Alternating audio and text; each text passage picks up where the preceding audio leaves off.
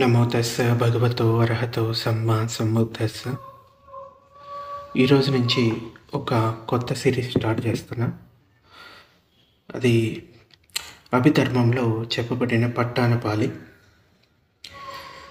భగవానుడు చెప్పిన పఠించ సముపాదం దాంట్లో ఇది కూడా వస్తుంది. పఠించ సముపాదంలో 12 అంగాల గురించి చెప్పడం జరుగుతుంది. కానీ ఈ పట్టాణపాలిలో మొత్తం 24 అంగాల గురించి చెప్పబడింది. పట్టాణం అంటే పా అంటే అనేక పచ్చయాలు అని అర్థం. టానం అంటే స్థానం. పచ్చయ అనగా ప్రత్యయం అని తెలుగులోకి మనం అనువాదం చేయొచ్చు. ఒక కారణాన్నే ఇక్కడ పచ్చయం అని చెప్తారనమాట. అంటే అవిద్య కారణంగా సంస్కారాలు ఏర్పడతాయి. పాలీలో అయితే అవిద్య పచ్చయ సంకార అంటారు. అంటే పచ్చయాన్ని పాలి అంటారు, ప్రత్యయం అని తెలుగులో అంటారు. దాన్ని ఇంకొంచెం వివరంగా తెలుసుకోవాలంటే కారణం అని చెప్పుకోవచ్చు. ఈ కారణం చేత ఇది జరిగింది. ఈ ప్రత్యయాలు ఒకదానికొకటి సహకరించుకుంటూ అవినవభావ సంబంధాలను కలిగి ఉంటూ ఒక కార్యం జరిగేలాగా ఉపకారం చేస్తాయి. అప్పుడు ఆ కార్యం జరుగుతుంది. ఇలా ఒక కార్యం జరగటానికి అవసరమయ్యే అనేక కారణాల మధ్య గల సంబంధాన్ని పట్టాణం అంటారు. ఇది 24 అంగాలుగా అభివృద్ధి చెందింది. అంటే భగవానుడు అభిధమ్మంలో చెప్పబడింది 24 అంగాల గురించి. అయితే బుద్ధ భగవానుడు సమ్యక్ సంబుద్ధుడైనప్పుడు కలిగిన బోధి జ్ఞానం వలన ఆయనకు పఠించ సముపాదం అనగా కార్యకారణ సంబంధంలోని 12 అంగాలు అత్యంత స్పష్టంగా తెలిసి వచ్చాయి. దీని ప్రకారం ఈ జగత్తులో కారణం లేకుండా ఏది జరగదు. జరిగే ప్రతి కార్యానికి ఏదో ఒక కారణం తప్పక ఉండి తీరుతుంది. ఈ కార్యం జరగడానికి కారణం అది అలా ఉండటం వలన ఈ కార్యం ఇలా జరిగింది అన్న ఈ కార్యకారణ సిద్ధాంతాన్ని ఆయన ప్రతిపాదించాడు. పఠించ సముపాదం అని పాలీలో అంటాము. తెలుగులోకి మార్చినప్పుడు కార్యకారణ సిద్ధాంతం అంటే ఒక కారణం చేత ఇది జరిగింది. ఇలా ఒక కార్యం జరగడానికి కొన్ని కారకాలు, ఆ కారణాల వల్ల అంటే ఆ కారణాల మధ్య గల సంబంధాల వల్ల మరొక కార్యం, ఇలా ఈ కార్యకారణం అనే గొలుసు ఎడతెగకుండా నడుస్తూనే ఉంటుంది అని భగవానుడు తెలుసుకున్నాడు. ఆయన ఎప్పుడైతే జ్ఞానోదయాన్ని పొందాడు. బోధి జ్ఞానం కలిగిన తర్వాత భగవానుడు బోధి వృక్షం క్రిందనే 7 వారాల పాటు అక్కడే ఉన్నాడు. 4 వారాల పాటు అన్ని విషయాలను కూలంకషంగా విశ్లేషించుకుంటూ, విభజించుకుంటూ, వాటిని తిరిగి విశ్లేషించుకుంటూ ప్రకృతి రహస్యాన్ని సంపూర్ణంగా అవగతం చేసుకున్నాడు. 12 అంగాలతో మొదలైన పఠించ సముపాద విషయాలను మరింత విశ్లేషించడం ద్వారా 24 అంశాలుగా అభివృద్ధి చెందింది. ఒక కార్యం జరగడానికి అనేక కారణాలు ఉండవచ్చును. ఈ పట్టాణం అభిధర్మంలోని చిట్ట చివరిది. ఇది 7వ ప్రకరణం. పట్టాణంని వివరించు ఈ ప్రకరణాన్ని మహాప్రకరణం అని కూడా చెప్తారు. మహాప్రకరణం అంటే గొప్పది అని అర్థం. పట్టాణం అంటే ఏంటి? పా అంటే అనేక పచ్చయాలు, టానం అంటే స్థానం అని అర్థం. ఇందాక చెప్పుకున్నాం. ప్రత్యయం అంటే కారణం, పట్టాణం అంటే అనేక పచ్చయాలు గల స్థానం అని అర్థం. ఒక కార్యం అంటే ఒక పని జరగడానికి అవసరమైన కొన్ని కారణాలు ఉంటాయి. ఈ కారణాలు ఒకదానికొకటి సహకరించుకుంటూ ఉండే అనేక సూక్ష్మ సంబంధాలను కలిగి ఉండటం వలన తలపెట్టిన ఆ కార్యం నిర్విఘ్నంగా పూర్తవుతుంది. ఈ కారణాల మధ్య గల అనేక స్థూల సూక్ష్మ సంబంధాలను వివరిస్తుంది ఈ పట్టాణం. అంటే అభిధమ్మాన్ని మొదటి చాప్టర్ నుంచి చదువుకుంటూ వస్తే ఇది ఇంకొంచెం తొందరగా అర్థం అవడానికి ఈజీ సులభమవుతుంది. లేదంటే పఠించే సముపాదాన్ని కనుక సూక్ష్మంగా అర్థం చేసుకోగలిగితే ఈ పట్టాన పాలి కూడా మనకి తొందరగా అర్థం అవ్వడానికి అవకాశం ఉంటుంది. అయినా కూడా ఇప్పుడు చెప్పబడే పట్టాన పాలిని మళ్ళీ మళ్ళీ వినడం ద్వారానే అది అర్థం చేసుకోగలుగుతాం. లేకుంటే చదవటం ద్వారా దాన్ని ప్రత్యక్ష అనుభూతి ద్వారా మనం అర్థం చేసుకోగలుగుతాం. ఇది కేవలం ఒకసారి విని వదిలిపెట్టేది కాదు. ఇది చాలా ముఖ్యమైన విషయాలన్నమాట ఇవన్నీ. ఈ పట్టానంలో పచ్చయ అన్న పాలీ భాష పదం ఉంది. పచ్చయ అనగా ప్రత్యయం అనే అర్థం. ఇందాక చెప్పుకున్నాం. కారణాన్నే ప్రత్యయం అన్నారు. ఈ ప్రత్యయాలు ఒకదానికొకటి సహకరించుకుంటూ అవినవ భావ సంబంధాలను కలిగి ఉంటూ ఒక కార్యం జరిగేలాగా ఉపకారం చేస్తాయి. అప్పుడు ఆ కార్యం జరుగుతుంది. ఇలా ఒక కార్యం జరగడానికి అవసరమయ్యే అనేక కారణాల మధ్య గల సంబంధాలను పట్టానం అన్నారు. పట్టాన విధానాన్ని పట్టాననయం అంటారు. ఇలా కారణాలతో ఉత్పన్నమైన కార్యాన్ని లేక ఫలితాన్ని పచ్చయ ఉత్పన్నం అంటారు. అనగా పచ్చయాల వలన ఉత్పన్నమైన ధర్మం అని అర్థం. ఈ పచ్చయ ఉత్పన్నానికి వ్యతిరేకమైన ధర్మాన్ని పత్యనికం అని అంటారు. పట్టాననయంలో పచ్చయం, పత్యయ ఉత్పన్నం మరియు పచ్చనికం అను ఈ 3 ధర్మాలు ముఖ్యమైనవి. మొదటిది ఏంటిది? కారణాలతో ఉత్పన్నమైన కార్యాన్ని లేక దాని ఫలితాన్ని పచ్చయ ఉత్పన్నం అంటారు. రెండవది పచ్చనికం. అంటే ఈ పఠించ సముపాదానికి అంటే పచ్చయ ఉత్పన్నానికి వ్యతిరేకమైన ధర్మాన్ని పత్యనికం అంటారు.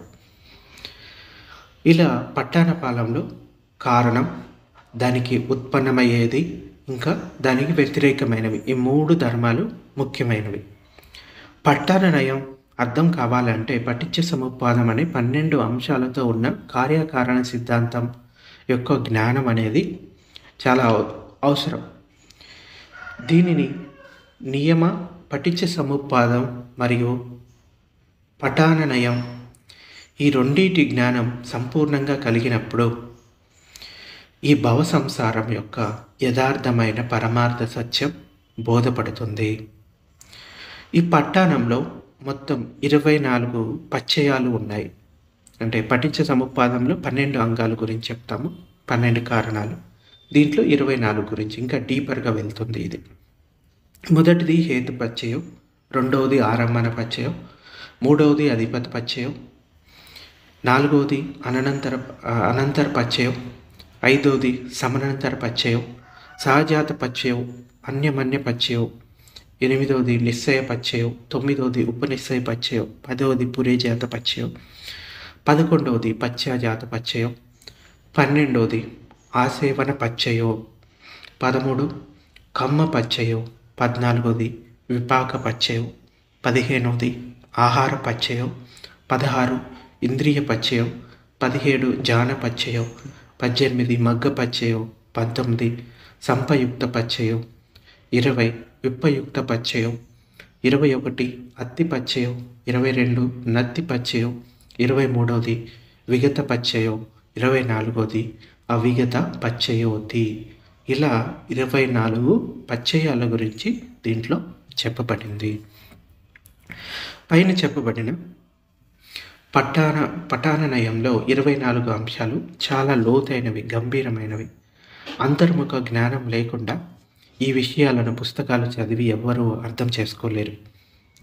ప్రతి ధ్యాన సాధకుడు తనలో ప్రకటితమవుతున్న సత్యాన్ని ఉన్నది ఉన్నట్లుగా తెలుసుకుంటూ వాటిలోని అనిత్యత, దుఃఖం, అనాత్మ ఈ విషయాలను ఉపేక్షతో అనుభూతిపరంగా అర్థం చేసుకుంటూ అంతర్ముఖ జ్ఞానం అనే ప్రజ్ఞలో ప్రతిష్ఠితుడు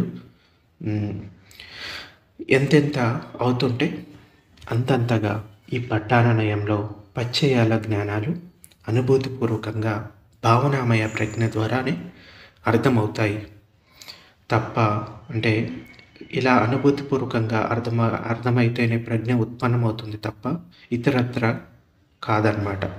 కాలేదు కూడా. 3 రకాల ప్రజ్ఞల గురించి మనకి చెప్పబడింది. సుతమయ ప్రజ్ఞ, చింతనామయ ప్రజ్ఞ, భావనామయ ప్రజ్ఞ. సుతమయ ప్రజ్ఞ అంటే ఏదైనా ధర్మాన్ని వినడం ద్వారా, చదవడం ద్వారా దాన్ని నేర్చుకుంటాము. ఇది బుద్ధిపూర్వకంగా నేర్చుకుంటాము కేవలం. చింతనామయ ప్రజ్ఞ అంటే ఆ నేర్చుకున్న దాన్ని మళ్ళీ మళ్ళీ చింతన చేయడం, గుర్తు చేసుకోవడం, స్మరించుకోవడం, ఆ ధర్మాలను గుర్తు చేసుకోవడం వల్ల అవి నెక్స్ట్ భావనామయ ప్రజ్ఞకి ఉపయోగపడతాయి. భావనామయ ప్రజ్ఞ అంటే దాన్ని ఏవైతే చెప్పబడిన విషయాలు ఉన్నాయో వాటిని అనుభూతిపూర్వకంగా ఆ జ్ఞానం ద్వారా తెలుసుకోవడం దాన్ని భావనామయ ప్రజ్ఞ అంటారు. మనకి సుతమయ ప్రజ్ఞ అవసరమే, చింతనామయ ప్రజ్ఞ అవసరమే, భావనామయ ప్రజ్ఞ ఇంకా ముఖ్యమైనది. కేవలం సుతమయ ప్రజ్ఞ ఉంది, చింతనామయ ప్రజ్ఞ ఉంది, భావనామయ ప్రజ్ఞ లేకపోతే అది పెద్ద రిజల్ట్ ఏమీ ఇవ్వదు. ఇంకా పట్టాణంలో చెప్పిన పచ్చయాలను అంతర్ముఖంగా ఒక ఉత్తమ సాధకుడు ఎంతెంత లోతుగా పరిశీలించగలిగితే అంతంత విలువైన ధర్మరత్నాలు అతడికి లభిస్తాయి. ఇటువంటి ధర్మరత్నాలతో కలిసి ఉన్నదే ఈ పచ్చయ సంబంధం.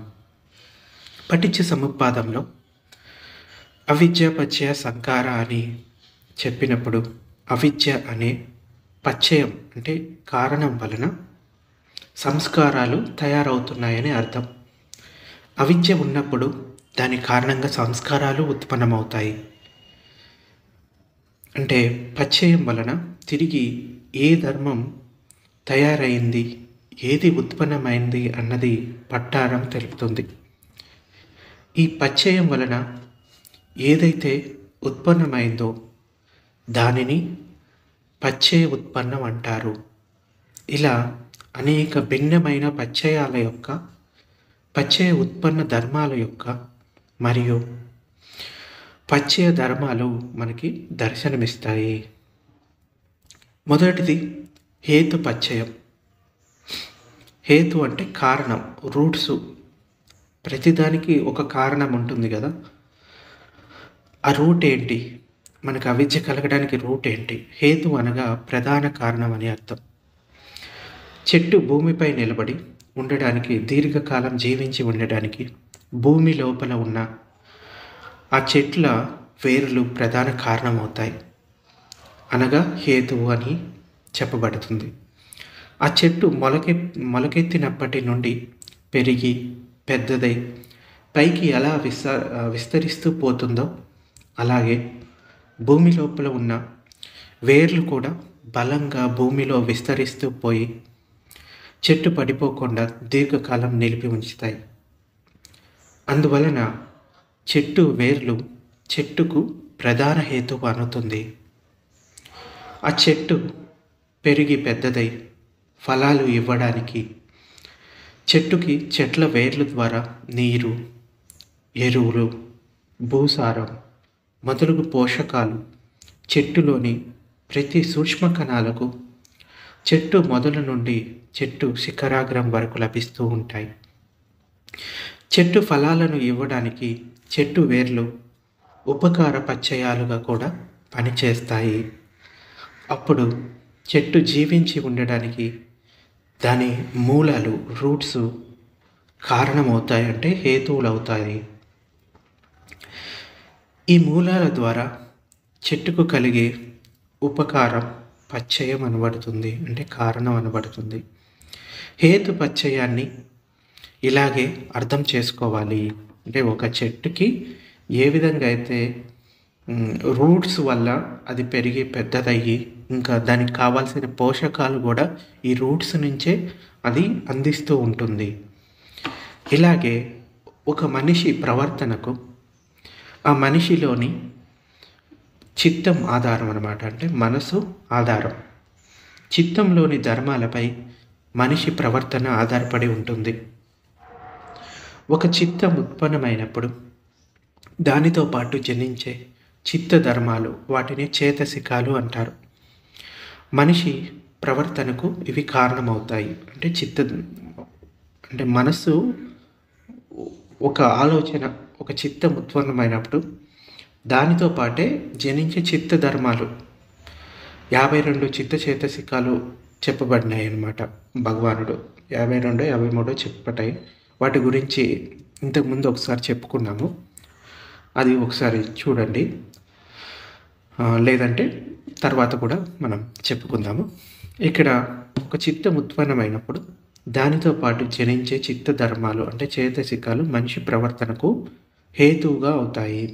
హేతువులు లేని అహేతుక చిత్తాలకు తప్ప మిగిలిన 71 చిత్తాలకు చేతసికాలే ఏ హేతువులు. హేతువుల వలన ఉత్పన్నమైన చిత్తాలను సహేతుక చిత్తాలు అంటారు. చిత్తం ఉత్పన్నం కావడానికి 6 హేతువులు ఉన్నాయి, అంటే 6 కారణాలు.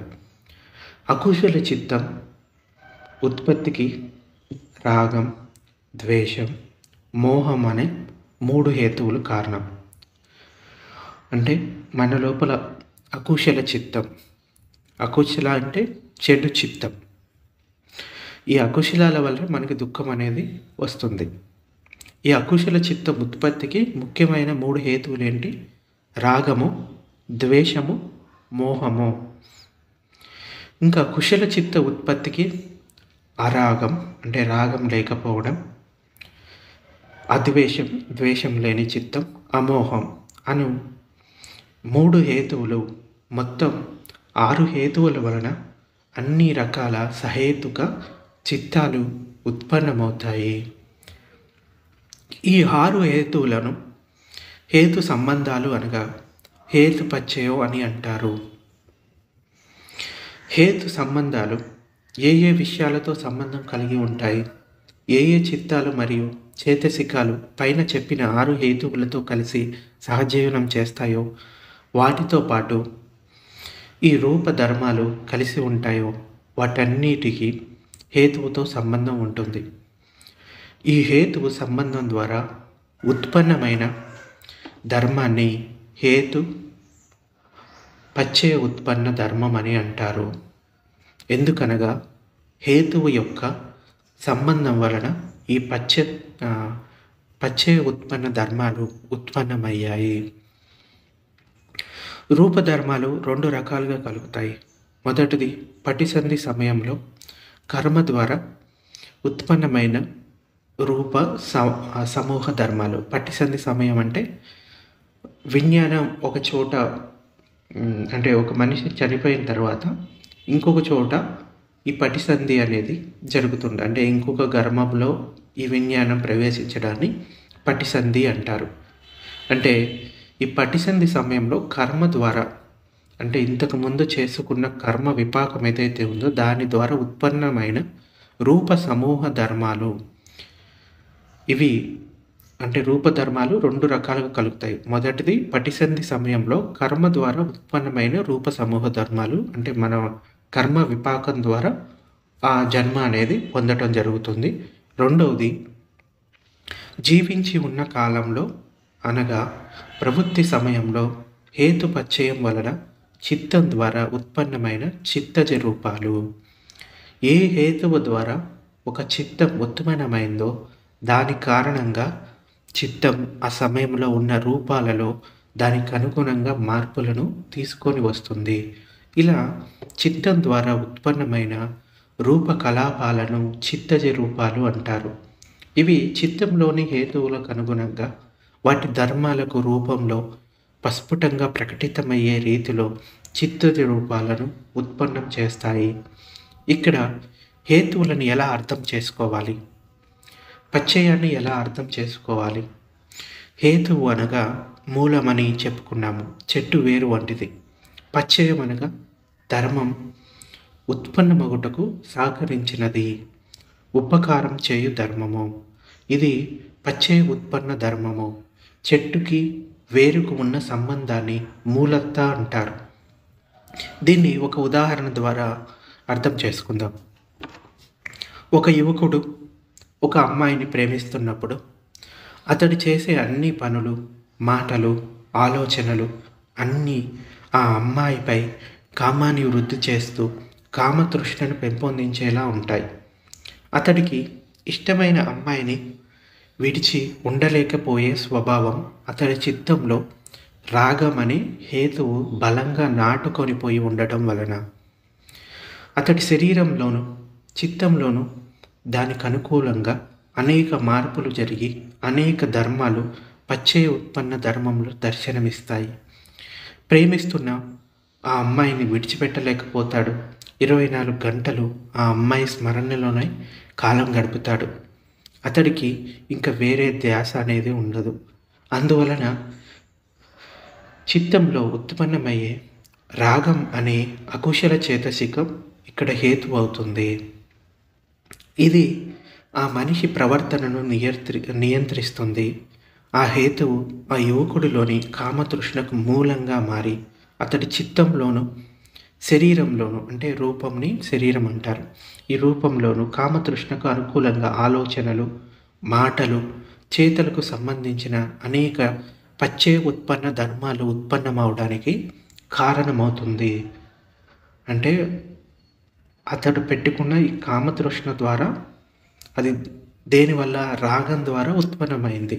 సో ఇలా ఇష్టమైన విషయాలను అంటిపెట్టుకొని ఉండటం, ఇంకా ఇంకా కావాలని రాగం పెంచుకోవడం, అయిష్టత విషయాలను వద్దు వద్దు అంటే నచ్చని విషయాలైతే కనుక వద్దు వద్దు అని అది తనలో అంటే తనతో కూడి ఉండకూడదనే స్వభావ లక్షణం గల ద్వేషం హేతువుగా పనిచేస్తాయి. అలాగే చిత్తంలో మోహం జనించినప్పుడు తను ఏం చేస్తున్నాడో తెలియని అజ్ఞానం ఉత్పన్నమైన గాఢ అంధకారంలో మునిగి తేలుతూ చిత్తంలో రాగద్వేషాలను ఉత్పన్నం చేసుకుంటూ వాటితో కలిసి శక్తివంతమైన కారణంగా అనేక పాపకార్యాలను చేస్తాడు. ఇవన్నీ అకుశల చిత్తంలో గల రాగ, ద్వేష, మోహాలనే హేతువుల వల్లనే జరుగుతున్నాయి. ఇంకొక ఉదాహరణ చూద్దాం. ఒక చెట్టు భూమిపై ఆరోగ్యంగా నిలబడి ఉండటానికి హేతువు అంటే కారణం భూమి లోపల ఆ చెట్టుకు ఉన్న మూలాలే, అనగా వేర్లే కారణం. భూమి లోపల ఆ చెట్టుకు వేర్లు లేకుండా ఏ చెట్టు జీవించి ఉండలేదు, ఇంకా ఫలాలను ఇవ్వలేదు. ఆ చెట్లు వేర్లు భూమి లోపల స్థిరంగా బలంగా పాతుకొని పోయి విస్తరించి ఉండటం వలన భూమి నుండి చెట్టుకు కావాల్సిన నీరు, ఎరువులు, ఇంకా ఇతర పోషక పదార్థాలను వేర్లు గ్రహించి వాటిని చెట్టుకి అన్ని శాఖలకు, ఉపశాఖలకు, శిఖరాగ్రం వరకు అంటే చెట్టు యొక్క శిఖరాగ్రం వరకు అందించడం వలన దాని ఆధారంగా చెట్టు పెరిగి పెద్దదై ఫలాలను ఇస్తూ ఉంటుంది. సరిగ్గా ఇలాగే ఇష్టమైన విషయాలపై గల లోభం లేకపోతే రాగం చెట్టు మూలాల వలె చిత్తంలో లోతులకు నాటుకొని పోయి స్థిరపడి దానికి కావలసిన సుఖాన్ని, సంతోషాన్ని, ఆనందాన్ని పొందుతూ వాటి సారాన్ని అంటే చేతసికాలనే చిత్తధర్మాలకు అందిస్తూ వాటి ద్వారా అకుశలమైన ఆలోచనలు, మాటలు, చేతలను అనేకంగా ఉత్పన్నం చేస్తాయి. ఈ లోభం ఎంత హీనమైందంటే ఇది చేయబోయే కుశల కర్మలను, మాటలను కూడా అకుశలంలోకి మార్చగల శక్తి కలిగినటువంటిది. ఈ ద్వేష హేతువు కూడా ఇలాగే ప్రవర్తిస్తూ ఉంటుంది. ద్వేషం మూలం అయిష్ట విషయాలపై పాతుకొని పోయి దానివల్ల కలిగే అసౌకర్యం, బాధలు, దుఃఖాల యొక్క సారాన్ని గ్రహించి వాటిని ఆలోచనల్లో, మాటల్లో, చేతల్లో, ఇంకా తిట్ల రూపంలోకి, కొట్లాటల్లోకి, హత్యల్లోకి దింపుతుంది ఈ ద్వేషం. అలాగే మోహం వల్ల అజ్ఞానం కలిగి అనేక విషయాలలో అనవసరపు ఆలోచనల్లో మోహాన్ని నాటుకునేలా చేసి సోమరితనంతో, వ్యర్థ ప్రలాపాలతో ప్రవర్తింపజేసి కాలాన్ని వృధా చేస్తుంది ఈ మోహం. ఈ మోహం రాగంతో కలిసి ఇష్టమైన రాగ స్వభావాన్ని అకుశలంగా మార్చి అనేక పాపాలను చేయిస్తుంది.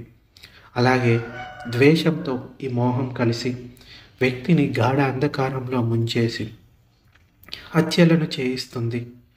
అన్ని రకాల పాపాలకు ఈ రాగద్వేష మోహాలు హేతువులవుతాయి.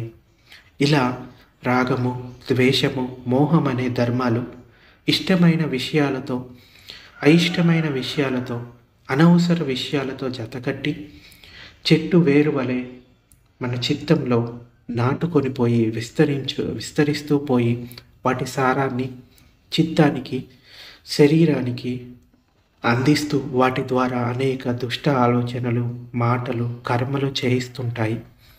ఈ హేతువుల వలన చిత్తం కూడా ఆ హేతువులకు అనుగుణంగా లొంగిపోయి మారుతుంది. చిత్తంలో కలిగిన ఈ మార్పులు రూపం కూడా పంచుకుంటుంది. దాని ఫలితంగా ఆ నామరూపాలు రెండూ కలిసిన వ్యక్తి ఆ పాప కర్మలను ఆచరించడం జరుగుతుంది. కుశల కర్మలు ఎలా జరుగుతాయో పరిశీలిద్దాం. ఒక వ్యక్తి ఇంద్రియ భోగాలలో గల అపాయాలను గ్రహించి, అంటే పంచకామ గుణాలు, ఈ ఇంద్రియ స్పర్శల ద్వారా కలిగే దుఃఖాల గురించి తెలుసుకొని ఇంద్రియ సుఖాలను వదిలిపెట్టి తనలో కామతృష్ణలతో కూడిన ఆలోచనలకు దూరంగా ఉన్నప్పుడు ఏం జరుగుతుంది?